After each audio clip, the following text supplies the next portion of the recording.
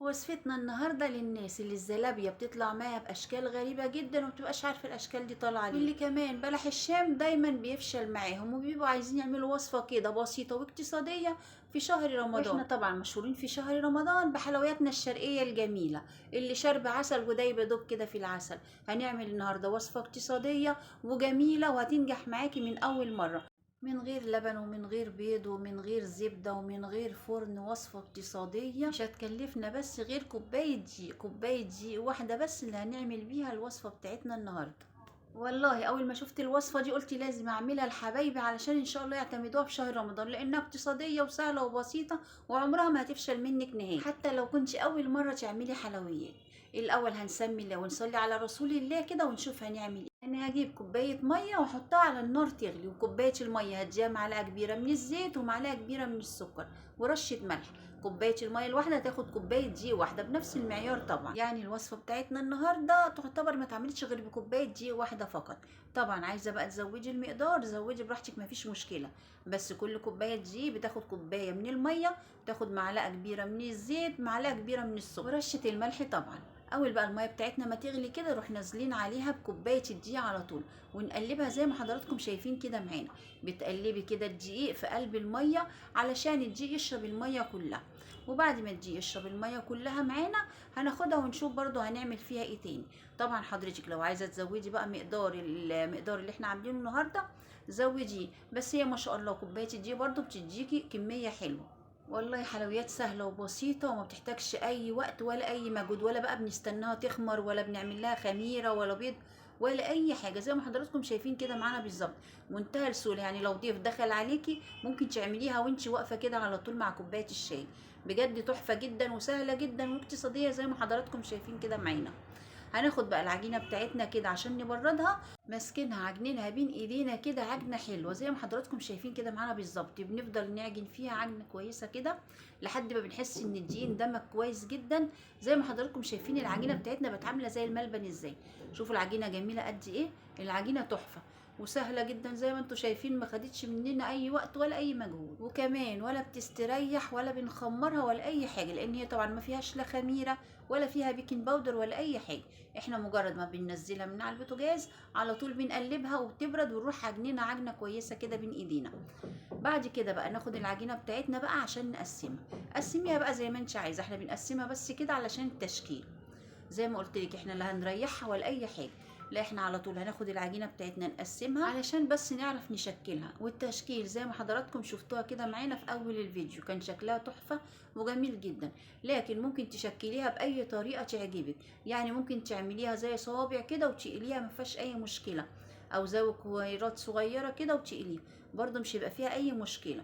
لكن التشكيله دي برضو سهله وبسيطه ومتاخدش برضو لا اي وقت ولا اي مجهود، وفي نفس الوقت بتدينا شكل كده لطيف. زي ما حضراتكم شايفين كده انا خدت بقى القطعه لفيتها كده وبرمتها زي ما حضراتكم شايفين كده معانا. بعد كده هقيسها بقى بصوابعي، انا باخد مقدار 3 صوابع عشان كلها تطلع معايا مقاس واحد، يعني كلها تطلع قد بعضها. طبعا عاوزه تعملي صباعين تمام مفيش مشكله، تعملي 4 صوابع زي ما انت عايزه خالص طبعا مفيش اي مشكله.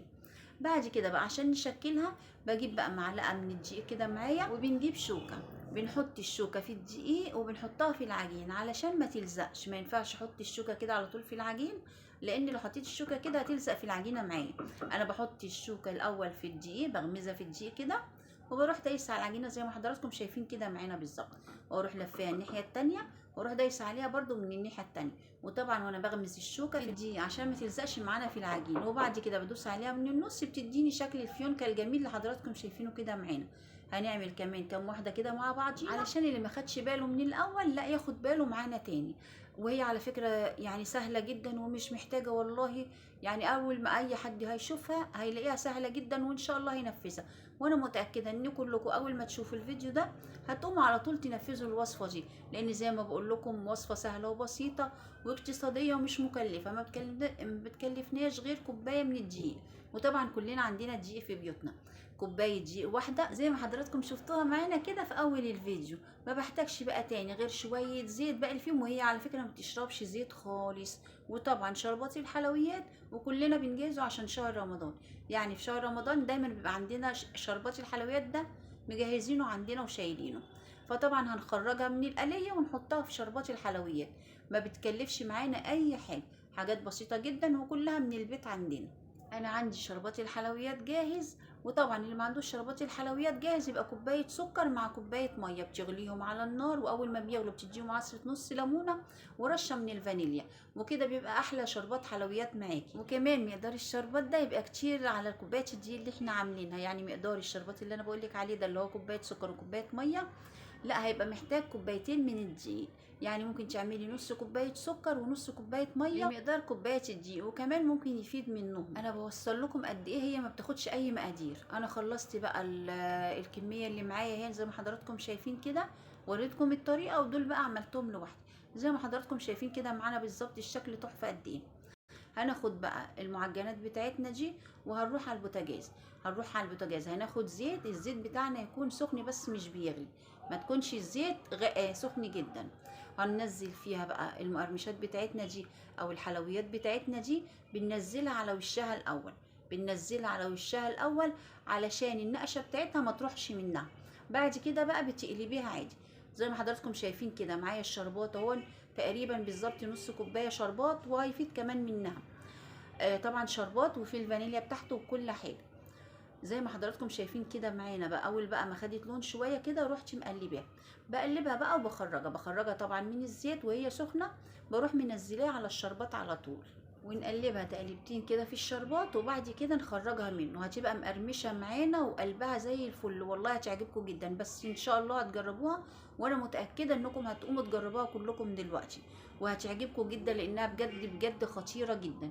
اولا ما بتاخدش اي مقادير زي ما حضراتكم شايفين كده معانا، وكمان ما بتاخدش اي وقت ولا تخمير ولا تريح عجينه ولا اي حاجه، وما بتاخدش مقادير خالص. يعني الناس اللي ما عندهاش اي حاجه ممكن تعملها بمنتهى السهوله وفي اقل وقت. وطبعا كلنا عندنا الزيت في بيتنا اللي بنقلي فيه، وعندنا كوبايه الدقيق، وعندنا شويه السكر، مش محتاجين اي حاجه تاني، وربنا يديمها نعمه علينا يا رب.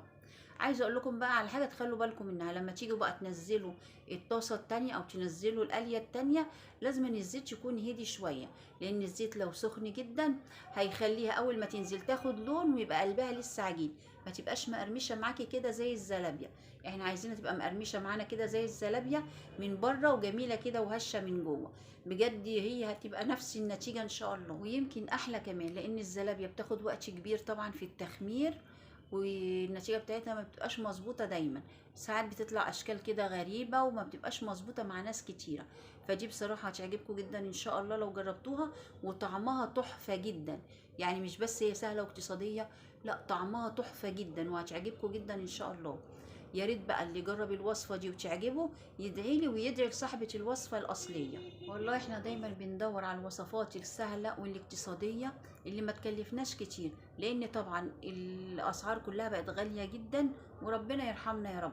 فبندور على حاجه ما تكلفناش كتير، وفي نفس الوقت تدينا النتيجه الجميله الممتازه اللي ان شاء الله هتجربوها وان شاء الله هتعجبكم باذن الله في الوصفه دي.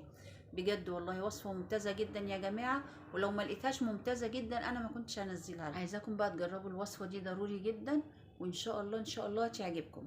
لو عجبتكم بقى الوصفه وعجبكم الفيديو بتاعنا، يا ريت تدعمونا باللايك والشير وسبسكرايب للقناه ليصلكم منا كل جديد. وده طبعا لحبايبي الجداد عندنا في القناه.